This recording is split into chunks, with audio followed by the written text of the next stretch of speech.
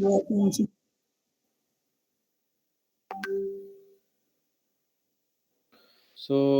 today our topic is universal approximation algorithm in artificial intelligence.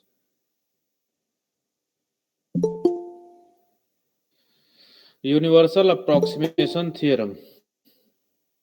Before this, just remember your artificial neural network diagram in your minds. What is input layer, what is hidden layer, what is output layer. And before understanding the artificial neural network, just remember your biological neural network.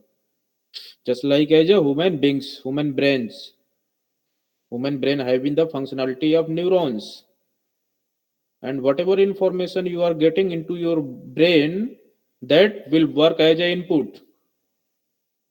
And your neurons in the brain will work as a hidden layer. And after calculating, after taking the decisions, whatever decision you want to take, whatever action you want to take, that is output.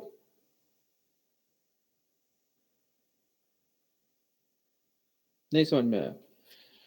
देखो, biological neural network पे हम लोग पहले बात करते हैं. Artificial की चीजें ह्यूमन बींग से बनी हुई है, ह्यूमन बींग से रिलेट कराई गई हैं.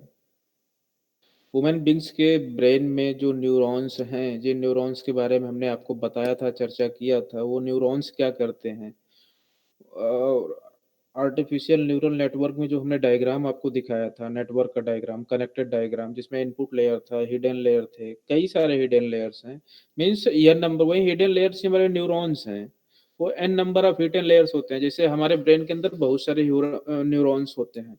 जब कोई डेटा हम इनपुट लेते हैं, कोई आइडिया या थॉट्स हमारे माइंड में आते हैं, ब्रेन में आता है, कोई विचार हम लोगों के दिमाग में आते हैं, तो क्या करता है, उन आइडियाज को, उन इनपुट को ब्रेन एक्सेप्ट करता है. एक्सेप्ट करने के बाद थिंकिंग प्रोसेस करता है. सो उसमें से एग्जैक्ट क्या आउटपुट होना चाहिए उस पर डिसीजन लेता है, विचार करता है. ठीक है. So just it will take the input and calculate perform the calculations according to that input. I am audible to everybody ना? Yes, sir. Yes, sir. And after performing the calculation in the brain neurons, it will take the appropriate action and just produce the output. जो result हमारा निकलता है, भाई brain में ideas आए, thoughts आए, उन आइडियाज और थॉट के बिहाफ पे ब्रेन हमारा डिसीजन लिया, और डिसीजन लेकर के कुछ ना कुछ रिजल्ट तो निकाले गए. वही जो रिजल्ट निकल रहा है वही हमारा आउटपुट है. तो ब्रेन हमारा क्या हो गया, ब्रेन के अंदर जितने या नंबर ऑफ न्यूरॉन्स होंगे वो सारे के सारे सेल्स हैं, ब्रेन के सेल्स हैं. उसी को हम क्या बोलते हैं, हिडन लेयर बोलते हैं. क्योंकि जब ने ब्रेन के एक सेल में एक ही न्यूरॉन्स वर्क कर रहा है, हजारों लाखों न्यूरॉन्स हैं, सारे neurons, each and every neurons are interconnected to each other. सारे न्यूरॉन्स एक दूसरे से इंटरकनेक्टेड हैं for transferring data one location into another location. So each and every neurons will work appropriate. जैसे हमारी बॉडी में बहुत सारे सेल्स हैं, ऑर्गेन और भी बॉडी के स्ट्रक्चर्स हैं, तो हर एक सेल्स का अलग अलग वर्क होता है. सारे सेल्स अपने अकॉर्डिंग वर्क परफॉर्म करते हैं. हैंड का वर्क है तो हैंड का सेल्स अपने अकॉर्डिंग हैंड का मूवमेंट करेगा. फुट का है तो फुट का सेल्स अपने अकॉर्डिंग करेगा. ब्रेन का है तो ब्रेन का सेल्स अपने अकॉर्डिंग वर्क करेगा. तो उसी तरह से मशीन के अंदर जो हम न्यूरॉन्स सेट करेंगे, तो उस न्यूरॉन्स में वो कुछ हमें प्री डिफाइंड एक्सप्लिसिटली प्रोग्रामर को कोई एल्गोरिदम नहीं देना पड़ेगा. अगर प्रोग्रामर एक्सप्लिसिटली अलग से, बाहर से, आउटसाइड से अगर कोई एल्गोरिदम उसमें इनपुट करता है, that means there is no meaning. फिर उस न्यूरॉन्स का कोई मीनिंग नहीं है, उसको फिर आर्टिफिशियल से आप रिलेट नहीं करा सकते. आर्टिफिशियल मतलब कहने का मतलब अभी उतना आपका सेल्फ अवेयरनेस टाइप का आर्टिफिशियल डेवलप नहीं हुआ है जो ह्यूमन बींग्स को ओवरटेक कर जाए. बट इस कुछ हद तक तो है जिसको आप क्या कर सकते हो, मशीन में इंप्लीमेंट कर सकते हो. So this theorem represents the mathematical portions. Universal approximation theorem basically used in the artificial neural network. And before understanding this, you should have concept of artificial neural network, that is input layer and hidden layer. Hidden layer will work just like as a neurons in the brain. If you want to make a graph mathematically, then you have to use the approximation theorem. It will show you output in a graphical representation. So mathematically speaking, any neural network architecture aims at finding any mathematical function. Suppose that y equals to fx is a function that can map attribute x to output y. So output dependent upon the x. Y is dependent upon the x. If you don't know the value of x, you cannot calculate the output y. The accuracy of this function, that is mapping, differ depending upon the distribution of data set. Suppose that you have a data set and you have a large number of information. So definitely you have to input some informations and the architecture of network. fx आपका arbitrary complex function होता है. It can be changed if value will be changed. So universal approximation theorem tells us the neural network has a kind of universality.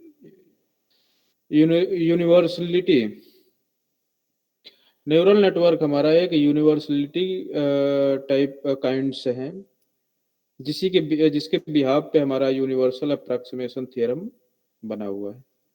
No matter what F X, इसमें कोई matter नहीं करता कि function of X क्या है. There is a network that approximate approach the result and do the job. It can hold any number of inputs and outputs. It's not necessary that you have to supply only one inputs and it will produce to you single output.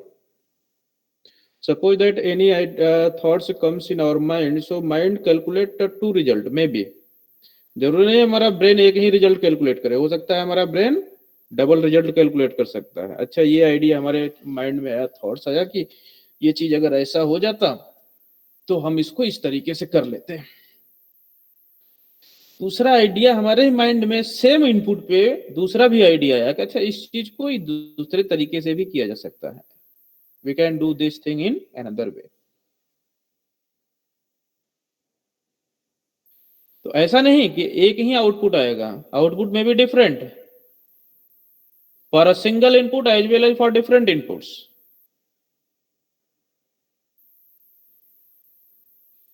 Okay, जी sir. Look at this diagram. This one is the input layer. Already I have told you. ये diagram remember कर लेना, इसको याद कर लेना. Artificial neural network का, ये जहाँ पे भी आर्टिफिशियल न्यूरल नेटवर्क की बात आएगी आपके एग्जामिनेशन में, आर्टिफिशियल न्यूरल नेटवर्क से रिलेटेड क्वेश्चन आएगा, तो ये डायग्राम आर्टिफिशियल न्यूरल नेटवर्क में भी आप बना सकते हो, यूनिवर्सल अप्रॉक्सीमेशन थ्योरम में भी बना सकते हो. ठीक है, बिकॉज आप जब क्वेश्चन करते हो एग्जामिनेशन में, तो क्वेश्चन के साथ अगर कोई डायग्राम आपको मिल जाए तो क्वेश्चन की ग्रेविटी को बढ़ा देता है, मार्किंग अच्छा हो जाता है. क्वेश्चन की डेफिनेशन लिखने के साथ साथ अगर डायग्राम आप कर दो तो एग्जामिनर का कर्सर सबसे पहले डायग्राम पे ही जाता है और देखता है कि बच्चा अगर डायग्राम बनाया है इसका मतलब कि थ्योरी सही लिखा होगा. This is input layer and there is a single hidden layer H1 and H2 and one output layer that is O1. O1 is the single output layer. So you have n number of inputs. Here is two weights, two for weight, two for height.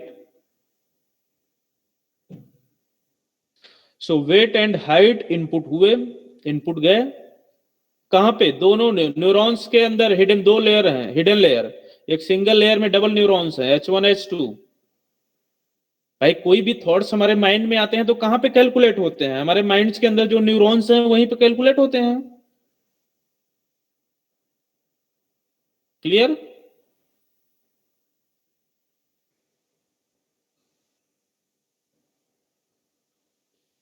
देख लीजिए एक बार फिर से मैं आपको neuron का figure दिखा दे रहा हूं।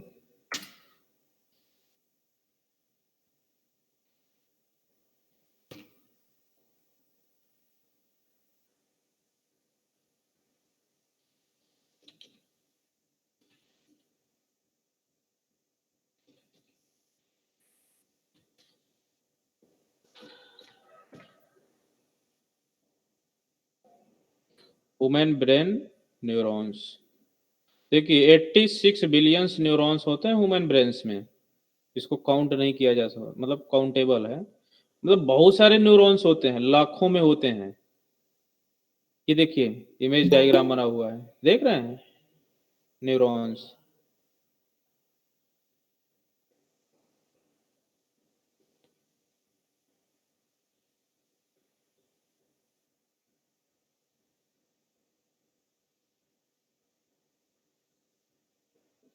ये डायग्राम है न्यूरॉन्स का।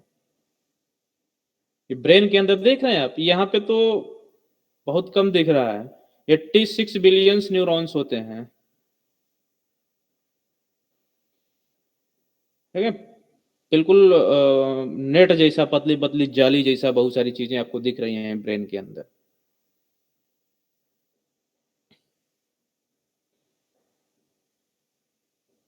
राइट, सो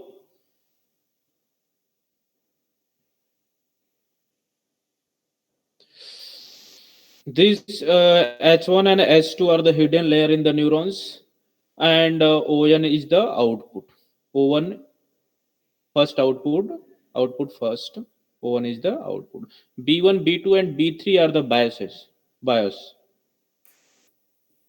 means जैसे हमारे बायसेस मतलब क्या होता है, किसी की तरफ झुकाव होना। हमारे माइंड में बहुत सारे थॉट्स आए, क्या सभी थॉट की तरफ हमारा झुकाव होता है? हम हॉस्पिटल में गए, 100 लोग पेशेंट पड़े हैं, बीमार हैं, क्या सबकी तरफ मेरा इमोशंस, अटैचमेंट, झुकाव सभी पेशेंट्स की तरफ होता है? होता है। एज ए ह्यूमन बींग्स, एक सोशल पर्सन होने की वजह से होता है। बट अगर कोई अपना रिलेटिव, अपने घर का कोई बंदा वहां पे है, तो उसकी तरफ मेरा ज्यादा झुकाव होता है ना। तो हमारा ब्रेन ही, ब्रेन का सेल्स ही, न्यूरॉन्स ही ये डिसाइड कर रहा है, नहीं ये अपना फ्रेंड है, अपना स्टूडेंट्स है, अपना रिलेटिव है, अपने घर के मेंबर्स हैं, अपने भाई हैं, तो उनको स्पेशली आदमी देखने चला जाता है। ब्रेन हमारा इंस्ट्रक्ट करता है, इंस्ट्रक्शन देता है।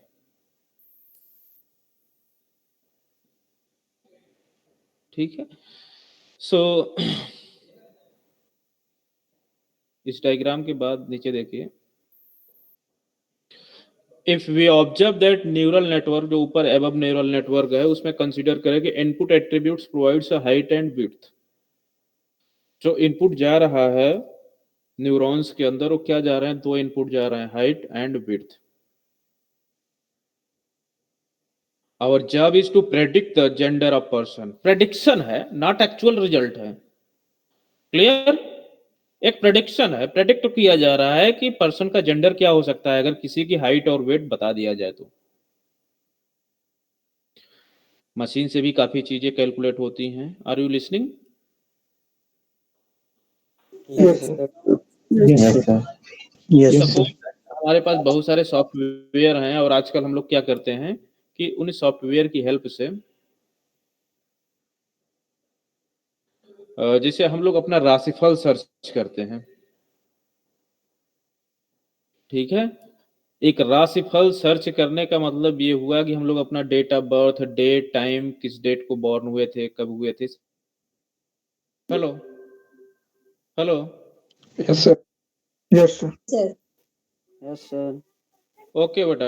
और वो इलेक्ट्रिसिटी चली गई थी, नेटवर्क इशू आ गया था।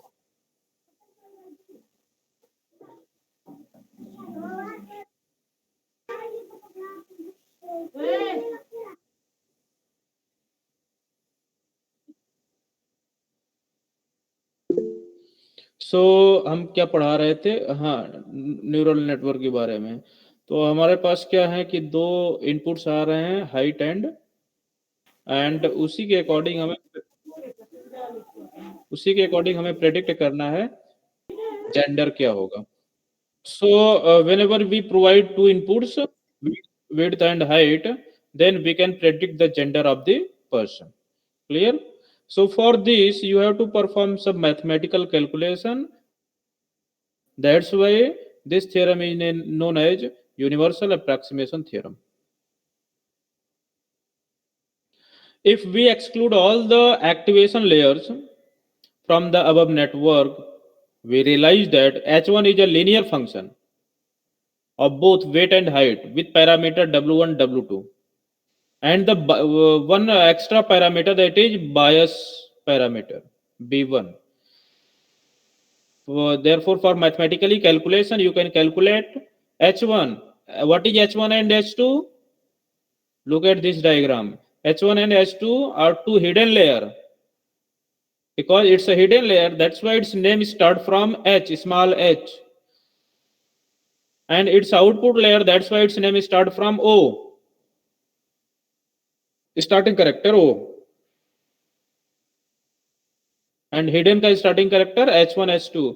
सो दो यहाँ पे हमारे पास बायस हैं, न्यूरॉन्स हैं हिडन लेयर में. न्यूरॉन्स के अंदर हिडन लेयर होते हैं, तो दो हिडन लेयर हैं H1 and H2. So you can calculate H1 with the help of this formula W1 into weight plus W2 into height और प्लस बायस 1 B1. ठीक है. The value will be available for each and everything, but only you have to calculate W3 W4 plus B2. Look at this diagram. देखिए H1 W1 भी H1 पे जा रहा है, मतलब वेट, और हाइट भी H1 पे जा रहा है, वेट हाइट एक साथ. और S2 के लिए भी सेम वही काम हो रहा है. W3 एंड W4 S2 पे आ रहे हैं, इनपुट आ रहे हैं, एज ए इनपुट आ रहे हैं. हाँ, तो input value with their corresponding weights. So you have to multiply your input value with their corresponding weights, and then after, what is the value of parameter B1 and B2. ठीक. So for this formula, just you can calculate the hidden layer. Going along these lines, we realize that O1 means output 1 is also a linear function. O1 भी एक linear function है, जैसे हमारा H1 H2 linear function है. In the same way, O1 and O2 जितने भी output layer हैं, this is also a linear function of H1 H2. H1 H2 की linear function है. Therefore, O output is dependent upon H1 and H2. Therefore, depends linearly on input and attribute weights and height. जो input value आ रहे हैं उनके दो attributes हैं, weight and height.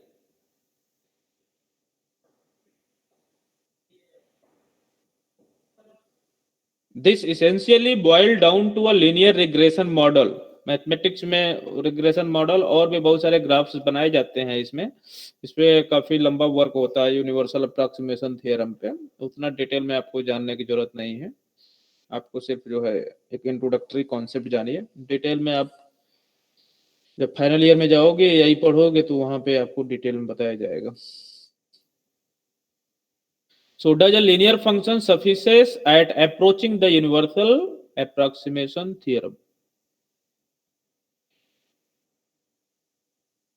No. Answer is no. This is where activation layer more come into play. Activation layer क्या होता है? An activation layer is applied right after a linear layer in the neural network to provide a non-linearities. Non-linearity help neural network perform more complex tasks. If your task is more complex, that was the simple equation. And with the help of these equations, you can calculate the output for your as per your input. ठीक है. So it will modifies According to the activation function provided by that particular activation layer, activation function are generally non-linear except the identity function. सब mathematical चीजें बताया है, explain किया है। X function, sigmoid वगैरह का नाम आप लोगों ने मैथमेटिक्स में अलजेब्रा वगैरह में सुना होगा, तो इनकी उतनी डिटेल में आपको जरूरत नहीं है। ठीक है,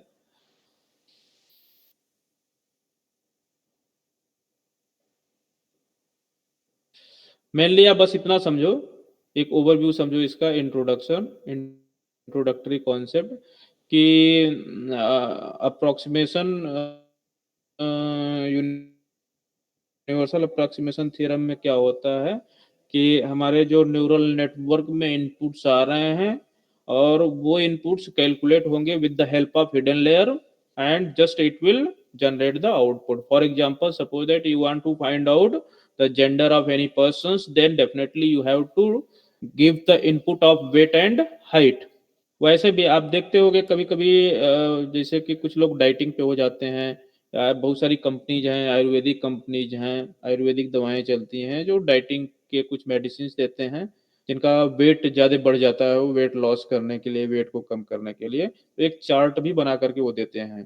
भाई डाइटिंग का भी चार्ट बनाते हैं, एक्सरसाइज का भी बनाते हैं। तो वो कैसे फाइंड आउट करते हैं, मेजरमेंट करते हैं, उनमें हमने देखा है कि आपकी हाइट वो देखेंगे, हाइट कितना है और वेट कितना है। एक हाइट के अकॉर्डिंग वेट भी फिक्स होता है, मेल का एंड फीमेल का दोनों का। जैसे आपकी 5 फुट हाइट है तो आपका इतना वेट होना चाहिए, 6 फुट हाइट है तो इतना वेट होना चाहिए, मेल का इतना होना चाहिए, फीमेल का इतना होना चाहिए। ठीक है, तो आपकी हाइट के अकॉर्डिंग आपका वेट भी डिसाइडेड रहता है। अगर हाइट और वेट दोनों का कंपैरिजन कर दो तो ये तो मेडिकल साइंस में भी बोलता है, डॉक्टर भी बता देते हैं कि इस हाइट और वेट पे कॉम्बिनेशन क्या होना चाहिए, मेल का वेट कितना होना चाहिए, फीमेल का वेट कितना होना चाहिए। अगर उनमें कोई डिस्टरबेंस आगे पीछे हो रहा है तो उस केस में आपको प्रिस्क्रिप्शन देते हैं, एडवाइस देते हैं कि आप अपनी डाइटिंग सही करिए।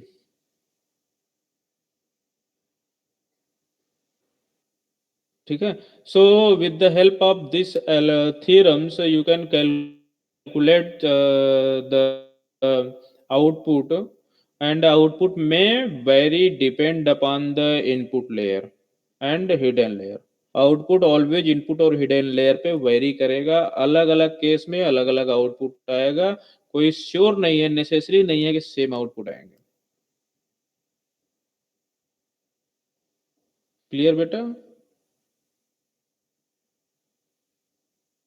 Yes, sir. तो बेटा इस तरह से आप अगर एग्जामिनेशन में यूनिवर्सल अप्रोक्सीमेशन थ्योरम के बारे में आता है तो आप ऊपर का इंट्रोडक्शन थोड़ा सा लिख देना, उसके बाद ये डायग्राम बना देना। ठीक है, इसके बारे में और ये फार्मूला लिख देना ज़्यादा से ज़्यादा, दैट्स इट बस। और बाकी और ज़्यादा डिटेल में इसके बारे में मत जाना, क्योंकि डिटेल में तो बहुत सारा है, इस पे पूरा जो है 10 पेज का डिटेल निकल जाएगा, तो उतना डिटेल में आपको नहीं जाना है। यूनिट 4 में जनरेटिंग एडवर्शियल नेटवर्क रह गया है, एक टॉपिक रह गया 4.5 का। इसको हम अगली क्लास में बता देंगे क्या होता है जनरेटिंग एडवर्शियल नेटवर्क।